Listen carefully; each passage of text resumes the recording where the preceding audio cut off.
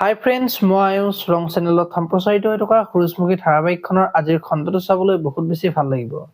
কিয়নো যোৱাটো খণ্ডত ৰত্নই পঢ়াবিলাক মনত নৰোৱাৰ কাৰণে নকল লিখি আছিল আৰু সেইখিনি সময়তে শেৱালি গৈছিল।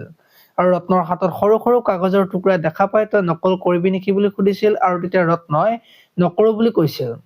আৰু তোৰ কিবা চিন্তা হৈ আছে নেকি বুলি সুধিছিল আৰু নকল কৰি নম্বৰ পালে তোৰ ৰিজাল্ট ভাল হ'ব, কিন্তু সদায় তই নিজৰ আগত লাজ পাই থাকিবি কাৰণ তই নিজকে ফাঁকি দিব নোৱাৰা বুলি কোৱা দেখিবলৈ পাইছিল।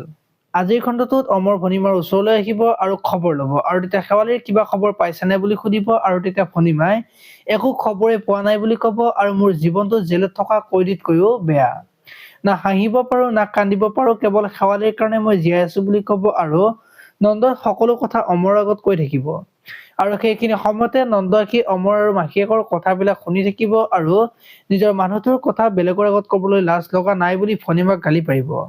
আৰু তেতিয়া ভনীমাই নন্দক বেয়াকৈ কোৱা দেখিবলৈ পাব। ইফালে আকৌ ৰত্ন আজি লগৰজনৰ ওচৰলৈ যাব আৰু লগৰজনে আমাৰ সকলো টকা বৰবাদ হৈ গল বুলি কব। এতিয়া মানুহে মোক পইচা খুজি আছে, কেনেকৈ দিওঁ কি কৰো ভাবিয়ে পোৱা নাই। এতিয়া পুলিচে আমাক বিচাৰি ফুৰিছে, সিহঁতৰ লগতে আমিও বেয়াকৈ ফচিম।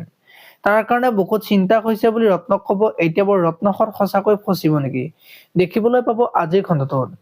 আপোনালোকে সূৰুযমুখী ধাৰাবাহিকখন চাই কেনেকুৱা পায় কমেন্ট কৰি জনাব।